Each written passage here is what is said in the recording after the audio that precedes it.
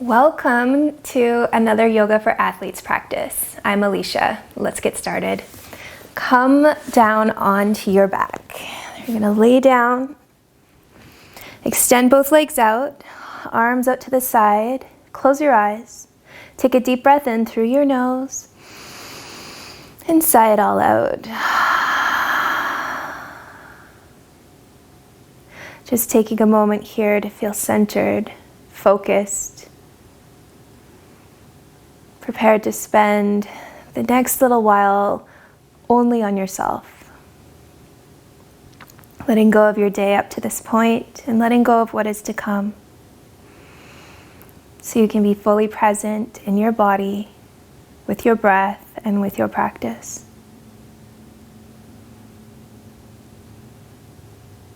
Begin by pulling just the right knee in towards your chest and giving it a nice tight squeeze against your body. A lot of you might struggle with this, so you can bend into the left knee and you'll get a lot of extra space there.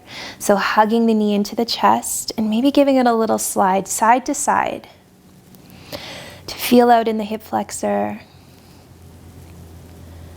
And give it a nice tight pull into the body. Keeping the breath very expansive, very long and deliberate. Then extending the right leg, can clasp your hands behind your thigh. Maybe for sure bending into the left knee now to find more space. You might find that you have a space also to reach your hands up towards your calf or your ankle. Maybe do a little point and flexing, a little circling through your ankle.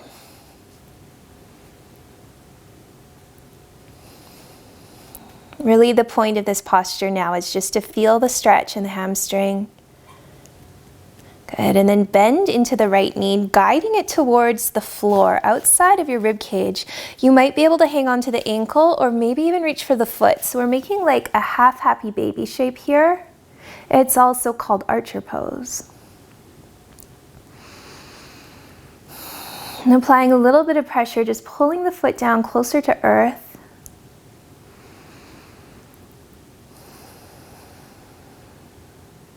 One more breath here. Good, then reach the left hand to the outside of the right knee. Drop down the right shoulder to the floor to anchor you and pull the right knee across your body. Good, so coming into a revolved belly twist. Good, just like that. If you find that there's any pinching or pain here, you're gonna block the left knee up under the right just to support it there. I know if you have a really tight spine, you might be nowhere near this close to having your knee down to the floor. So anything that feels good in this posture is what we're looking for. If there's ever any pinching, any impingement, you definitely want to adjust just to make sure that you are feeling comfortable and good in all the twists. Good. Now continue to roll all the way onto your left side. So you're going to roll all the way over, support your head and your hand, reach the right hand for the right ankle, and then start to guide your knee backwards as you press your right hip flexor forward. So a lot of times in this posture, people are going to try to make some space between hip and heel, but that's not really what we're looking for in this exact posture right now.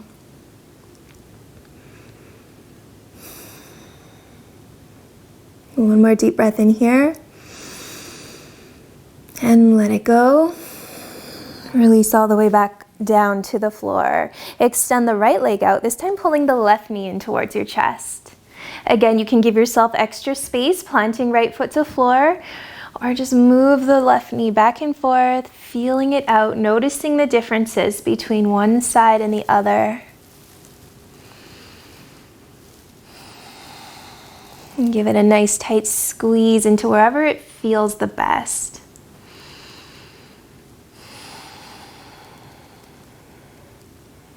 Good. Extend the left leg long and clasp your hands behind your thigh. You can point and flex the toes here. Again, the hamstring stretch.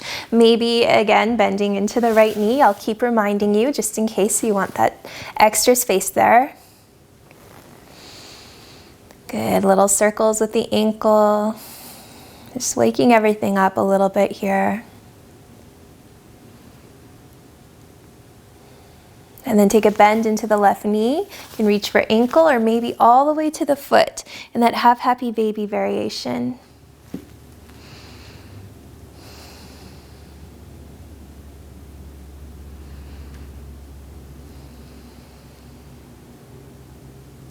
Guiding knee towards the floor. It's coming outside of the rib cage. And then reaching across right hand to guide your knee across your body, anchor down your left shoulder all the way into your twist. And again, blocking right knee up underneath the left if you need that extra little support, and there should be no pain. Your gaze can turn away from the bent knee just to lengthen out the twist, maybe intensify it a little bit.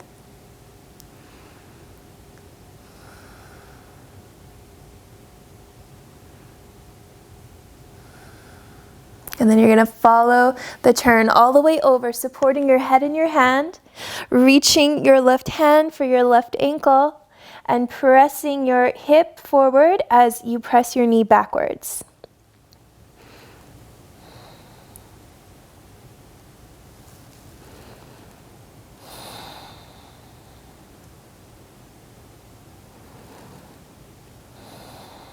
One more deep breath in. And out, let it go, come onto your backs. Good.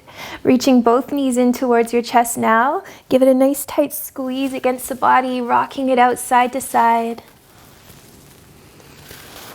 And then begin to rock yourself the other way, clasping hands behind your knees, up and down the spine, till you rock all the way up to a seated posture. You're gonna come all the way through onto hands and knees for the cat-cow position. Good. So shoulders right on top of the wrists and hips right on top of the knees. The toes can be tucked under or not. Just start to make some waves in the spine. Inhale, sink the belly, raise the gaze in the tailbone. Exhale, round the spine, press the floor away from you. And a few cycles here just like this with your own breath. Inhale, sinks the belly down. Exhale, rounds the spine. You can take your own time to pause here, just moving into whatever posture is feeling really good anywhere along the way. Just tuning into your own body and finding out exactly what you're working with today.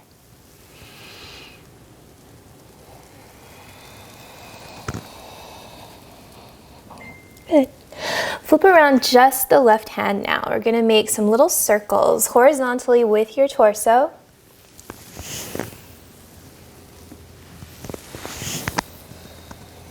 Change direction. So working in the flexion in the wrist, just noticing how it feels. Good. Flip the fingers back forward. We'll flip the right fingers around, pointing in towards the knees. A few circles in one direction. And the other.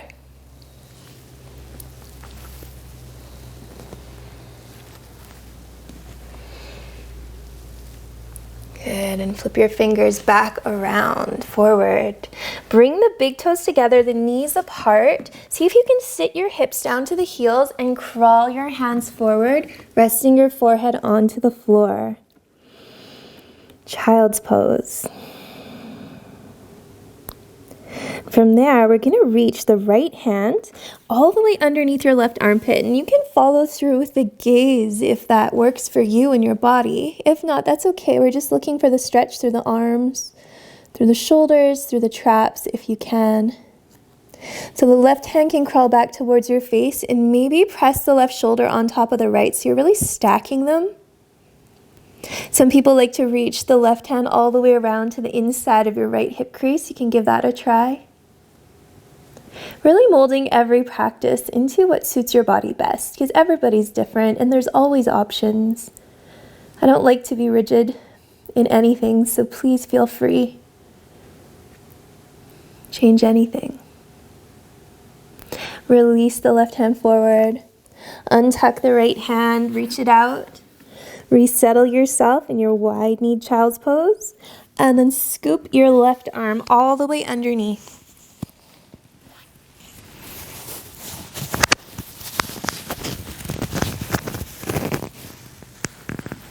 Good. Again, you can stack the shoulders on top of each other, or you can reach the right hand all the way around, tuck it into the top of your left hip crease.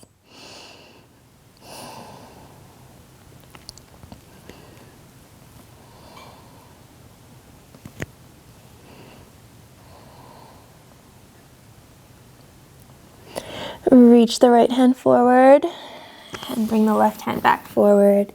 Give your hips a little wiggle side to side. Good, and then walk your hands all the way back, coming into hero's pose. So in this one, we're going to tuck the toes under.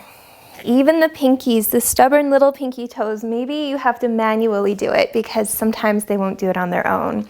So get all the toes nice and tucked under. Lean your weight back on top of your heels. And if you're new to this practice, this footworking practice, you might find that it's a little bit uncomfortable as you get settled. But don't worry, it is good for you. And it does subside in time. So we're going to cross the right elbow over top of the left. If you can wrap once, it'll be just a bear hug. If you can wrap twice, the palms will come in to meet each other in the eagle arm bind. Reach your fingers nice and high. And lower the elbows down. Press the hands away from your face.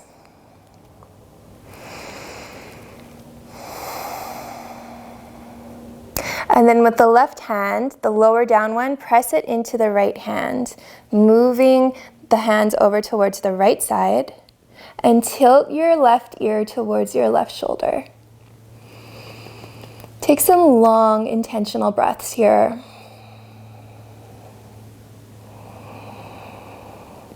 If the feet are starting to bug you, see if you can forget that you have feet.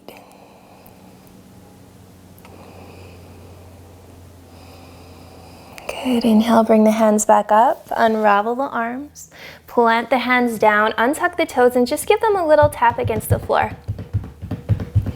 Bring some blood back in. And then take a little counter pose here. You're gonna lean back all the way onto the toes, support with the hands. You can lean back as much as it feels okay for you. I know not everybody likes to come in all the way. Just explore, experiment, see what you think. Good, and coming back, we still have to do the other side. So retuck those toes under, even the pinkies. Take a deep breath in, arms out wide, and then crossing the left arm over top of the right. Maybe it's a hug, maybe it's an eagle bind. So the palms wrap in towards each other. Inhale, pick up the hands. Exhale, lower the elbows, press the hands away from your face.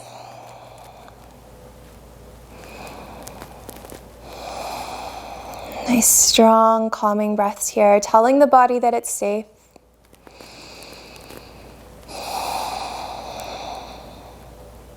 And then start to press the left hand down in towards the right hand. And move the right ear down towards the right shoulder. And relax, relax, relax as much as you can. I know it's uncomfortable. For sure, I know that. And if you're actually in the kind of pain where you think you are injuring yourself, please come out. But if it's just that overstretching, that regular foot pain that wards off the plantar fasciitis, you should stay. You can do it. If I can do it, you can do it. Hands come back through center, unravel. Good. Plant them down, release your poor feet. Give them a little tap against the floor. Once again, a little wiggle, maybe pressing the shoelace side into the earth. And then coming back, take your little counter pose, lifting the knees any amount. It's kind of fun to play with the balance here sometimes without the hands. You can try that. And then come back, child's pose. Tucking one toes under, the other toes under. Come into a downward facing dog.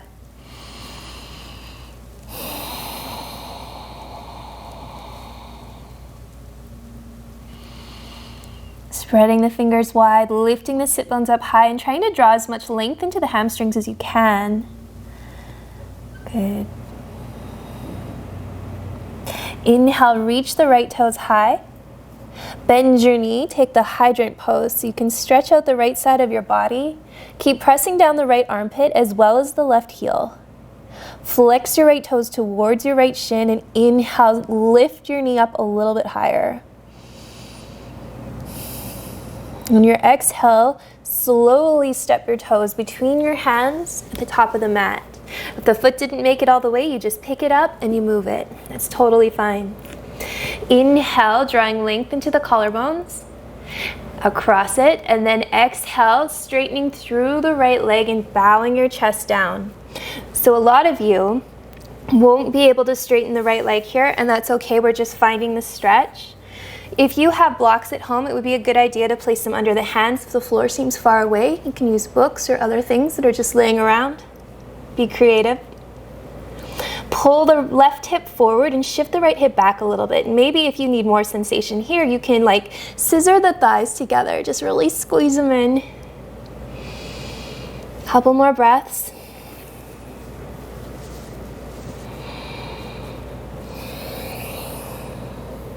Good. Inhale, rebend the right knee, look forward. Exhale, step back, downward dog. Inhale, come forward to your plank, lower knees, and then come to your belly. Plant the hands under the shoulders and the feet, the shoelace part down right into the floor. Inhale, peel up your chest. Pull the elbows into the rib cage and start to drag your palms backwards like you're pulling yourself. One more breath here. Exhale, release your chest down. Tuck under the toes and press your hips high, downward facing dog. Plant the right foot down and pick up your left leg. Bend the left knee. Inhale, lift the left knee up as high as you can, flexing toes to shin. Pressing the left armpit down towards the floor and lifting a little bit through the right so that you can make this level shoulders. Plant the right heel towards the floor. Deep breaths into both side bodies. One more deep breath in. Exhale, step your toes between your hands at the top of the mat. And we're aiming for left knee right on top of the left ankle. Plant the fingers in the floor. Inhale, broaden your chest. And then exhale, glide the hips back. Bow your chest down. Again, blocks are handy. And you never have to bring this knee all the way straight. If you get a stretch with a knee bend, it doesn't matter because that's all we want. A stretch in your hamstrings.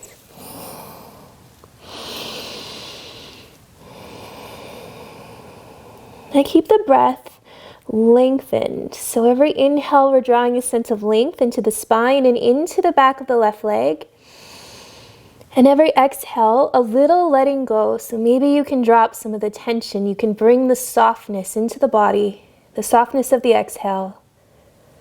A sense of surrendering what it is that holds you back. This being tension in the muscles. Inhale, rebend the left knee, look forward. Exhale, step back, plank pose, lower down to your belly. This time bring the elbows right underneath of the shoulders. Again, shoelace part of the feet hard into the earth. Roll the pubic bone into the floor.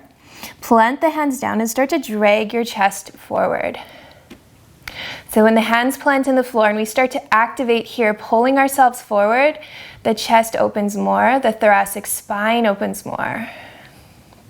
So you can be in a Sphinx pose without doing very much work at all, like this. But when you activate, you can see it's different in your body and you can feel it. It's a bit of work, but it's a beautiful stretch.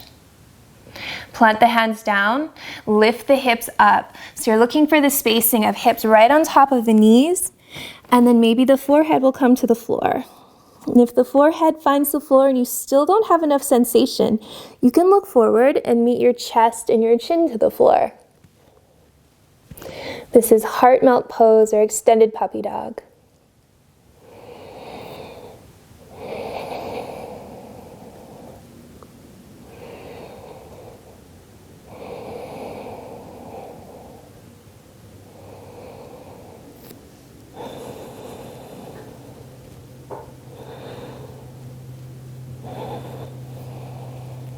Good.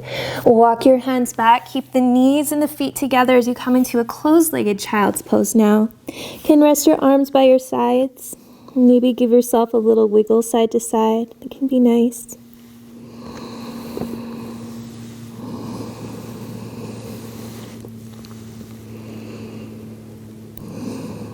Good. Reach the hands back forward and just crawl yourself into like a forearm tabletop position. We're going to get into the calves now. So extending the left leg back, you're going to bend the knee and then drop it to the inside of the right knee. And from there, you're going to apply a little bit of pressure and start to wiggle your knee from side to side along the calf. And you're going to go inch by inch. When you find these gross little pockets of pain, you're going to stop and rest your knee upon it and maybe bend your heel towards your hip so that you can kind of go through the muscles a little bit deeper. Keep the breath really strong. Keep telling the body that it's safe. You can relax these knots. Good, and bit by bit, working your way down. If you've been running a lot, this might be a little bit more intense. We're doing a lot of double unders, a lot of skipping, stairs. Sometimes deadlifting can give you really tight calves. Good, all the way down. Nice. So we're going to release the right leg back. Take like an extended downward dog. Maybe press up into the hands so you can just stretch through the calf. Give it a nice big stretch, flush it all away. And then lower the knees back down into the forearm plank. Extend the right leg back this time, bend the knee and tuck it right into the crease of the left knee. And same thing, side to side, up and down, little circles, mashing the muscles out with your kneecap. Finding those little treasure pain pockets. And then bending your heel towards your hip, or just spending a little bit more time there. You can sometimes just leave the knee on the spot and breathe really, really softly, just really relaxing into it. And that'll do the trick.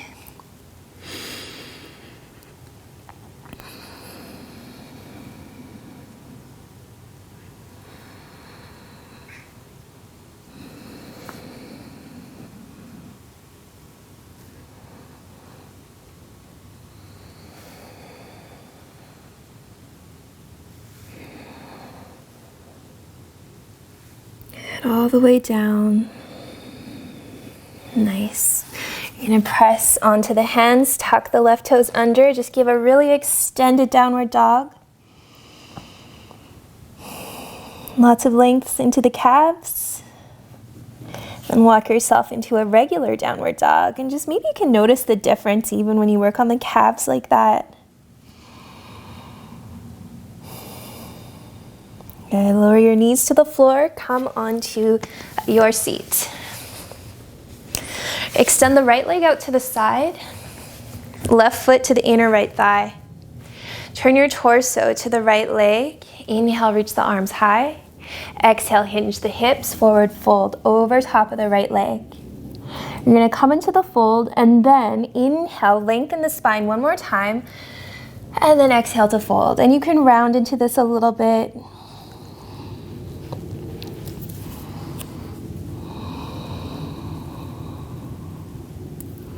If it's really ridiculous and you're like, I don't know, super, super tight in your hamstrings, it might be better for you even to have a bend in the knee when you're doing this. So essentially we're looking for a stretch in the back of the hamstrings that's at about like between 50 and 70% intensity. We don't want to go to 100 because that's not serving anything. You're just going to tighten up even more. So if you have like a blanket, a towel, a pillow, and you need that bent knee option, you can place that under there, and that would be a really good way to take all your forward folds. Good, one more deep breath in. Stay for your exhale. Good, inhale. Sitting up all the way, we'll take the left heel in towards the left hip. Squeeze the knees in towards each other now. Good. So you're gonna walk back onto the hands, and you might already have a sensation in the top of the leg, the hip flexor. To take a little bit more, you can press your hip flexor high, or you might need a lot more. You can come to your forearms, you can lay back flat. If you still need more, bend into the right knee, and you can kind of traction yourself into like pressing your hip flexor still high to the sky. This is one of those postures, when you practice it a lot, you lose the sensation, and it's kind of disappointing because I think it feels really, really nice to feel the stretch there. But if you need more, again, you can start to pull the right knee in towards your chest, and you'll probably find that extra bit of sensation. If you've been squatting and deadlifting a lot, you probably don't need all the extra bits, but you know, just in case, they're there for one day when your quads are open, then you need them.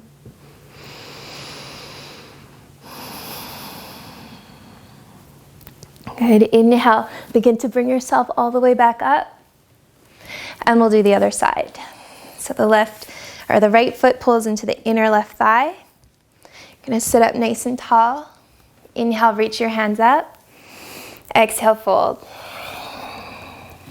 Pause there, take a deep breath in, lengthening once again. And another fold. And on this one, rounding a little bit, it's okay. We want to stay fairly flat, and certainly if it aggravates your back, don't round it. If you need that little special cushion or something, a bend in the left knee because you're really, really strong and you can't bend that far down towards your leg, and this is a better stretch, then take that better stretch for you. We all have to adjust to our own limits and capabilities, and that's a beautiful thing when you know how to do that.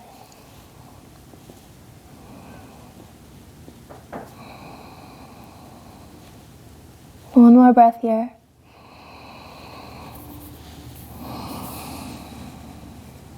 Good. Inhale, rise up. Right heel towards the right hip. Good. So again, maybe just pressing the hands back and finding that length. You can press the hip flexor high, or you can come to forearms. If you have some pillows or a bolster, this is a really great place to be. If you can block them underneath of your back, you could just hang out here all day and it would be really nice. Or you can come flat. You can go deeper. Sometimes another variation is to cross that ankle over top of the quad, and that will trap it down and kind of lengthen it out a little bit more too.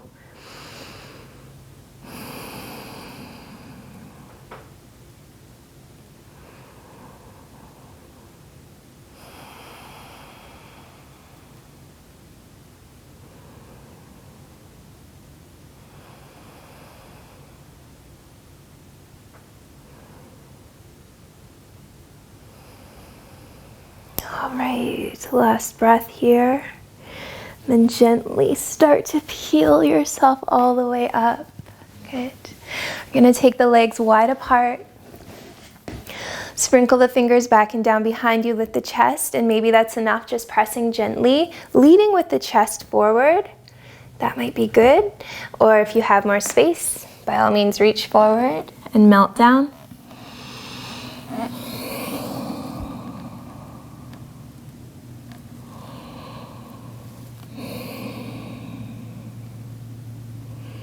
Every inhale, again, seeking that length in the spine. So it might just be like a really incremental movement.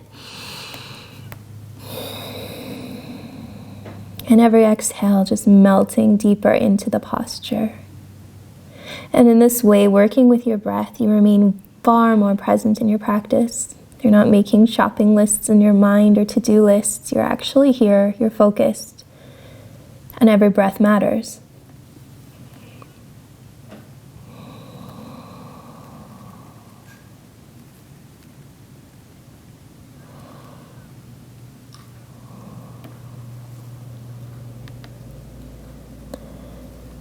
Inhale, coming all the way back up.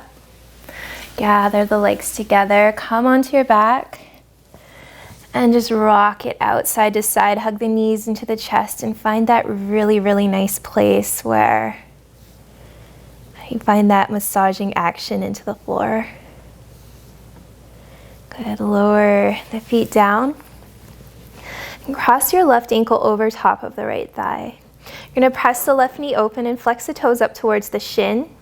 And then start to pull the right knee in towards the body. So you can reach your hands behind your thigh. You can reach your hands maybe in front of your shin.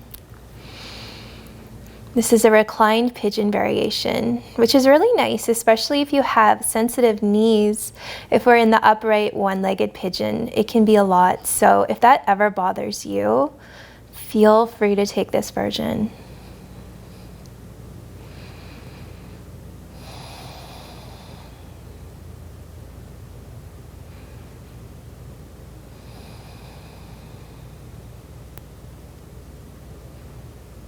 Okay, so option 1, you're going to stay right here. Option 2, reclined Gomukhasana, the shoelace pose. You're going to cross left knee all the way over top of the right. And then reaching for, like, you can reach your calves, your ankles, maybe all the way up to your feet. It could be a tight one. And splay the feet out to the sides. And again, reclined pigeon is totally a good place to stay. This will just be like a little bit extra.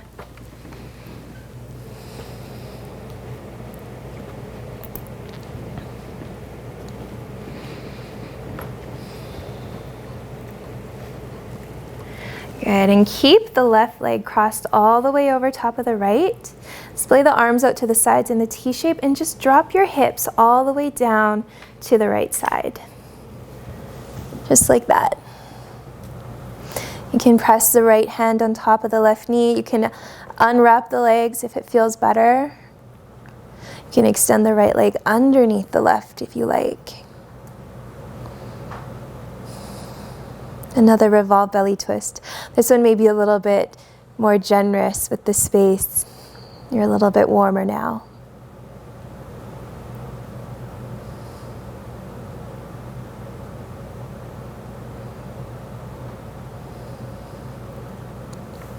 Good, and moving back through center. This time we're going to cross the right knee over top of the left. Flex the toes to the shin, press the right knee away from you, and then start to move the left leg closer towards you. Hands can clasp under your thigh or maybe right under around the knee. Good, and keep pressing the right knee away from you if you can. Just a little bit of activation there. That'll get you a nice stretch in the glutes.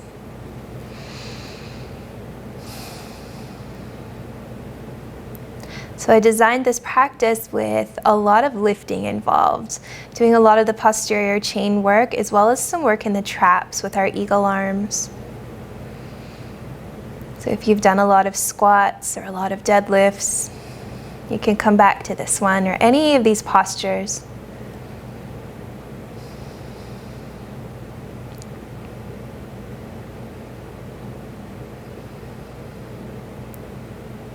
Good option is stay here just like that. Keep working the knee closer towards your chest or crossing right leg all the way over the left. Reaching for calves, ankles, feet, whatever you can grab onto. You're going to splay the feet apart and pull them in towards you. So the knees come closer, the feet come closer. You can reach to the insides or the outsides of the feet. I don't think it really matters.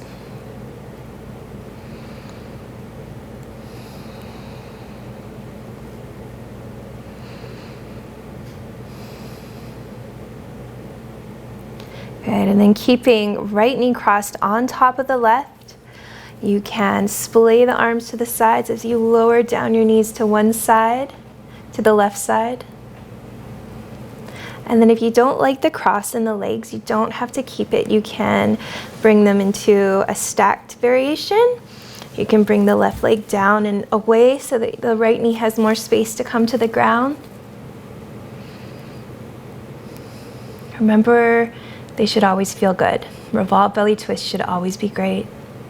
You can gaze to the right fingers even.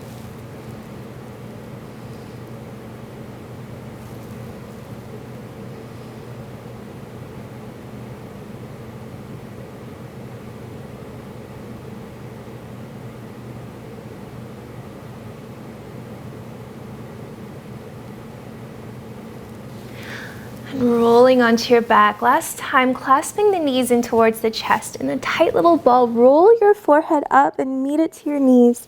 Activate everything as much as you can. Take a deep breath in. And then slowly release it as you release your limbs to earth. Into your Shavasana, your final posture. And you can stay here as long as you like. Thank you for your practice today. Namaste.